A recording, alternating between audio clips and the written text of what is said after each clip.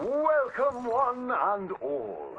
I'm going to take you on a journey around the world to parts unseen by most men. Why, I have traversed the great lands and oceans of the globe and bring you sights and scenes from places far away. Yes, a great deal of the world is populated by unwashed savages that don't have the decency to cover their reproductive organs.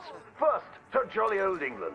You may wonder why, when you meet a British person, they have tiny red eyes, big ears, and long noses. We can now reveal the truth. Since the opening of the Underground Railroad system 30 years ago, the entire of London has moved beneath the earth.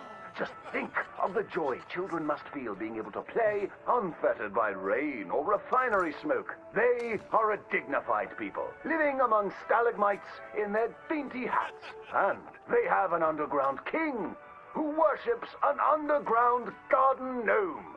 Have any of you been to New York City? It seems like the whole world is ending up on that tiny island. Now there's Lady Liberty, a marvelous statue. To welcome all the Irish people moving to our great country after all those potato problems. They are welcomed by tourists who toss potatoes out of the head of that lady.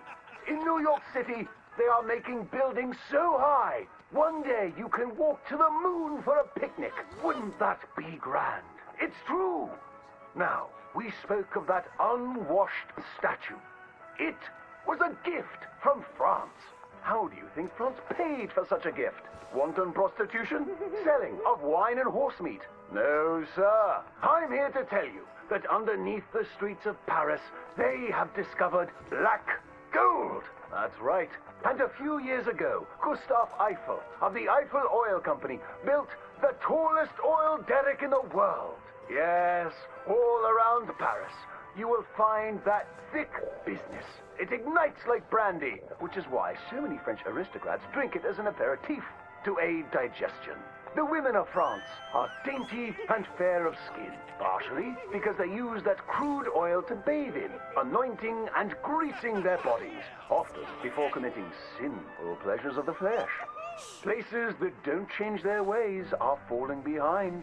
Visit the streets of Italy, and there is literally nobody left. The churches are empty. There's nobody drinking tiny coffees and slurping spaghetti in the streets. The Italians have never been known for good architecture, and their crooked buildings are falling over. Where have all the hairy women and men gone? Where are them Italians? It is one of the world's great mysteries. You may have heard talk of a horseless carriage being invented, powered by whale oil, vapors, or demons. Ironically, that is a myth. What is more exciting, the Germans have developed a mechanized horse that never needs to eat or sleep. It is a marvel of invention and is intended to facilitate the German army when it invades France or Russia in their campaign to spread the gastronomical wonders of low-quality beer, sausages, and sauerkraut. They love cabbage.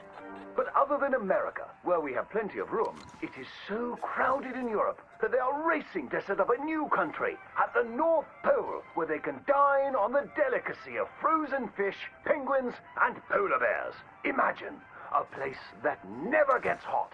You don't sweat while toiling in the field, and ice is much cheaper there. I predict that someday people of all nations will join hands at the North Pole, wearing furs and eating fish. My next adventure will be to visit Egypt, where I hear they live in giant triangles and talk in a Chinese-like language of birds and eyes and squiggly lines. And they worship cats, which is a bit worrisome and unsavory. Thank you, ladies and gentlemen, for joining me on these fantastic journeys.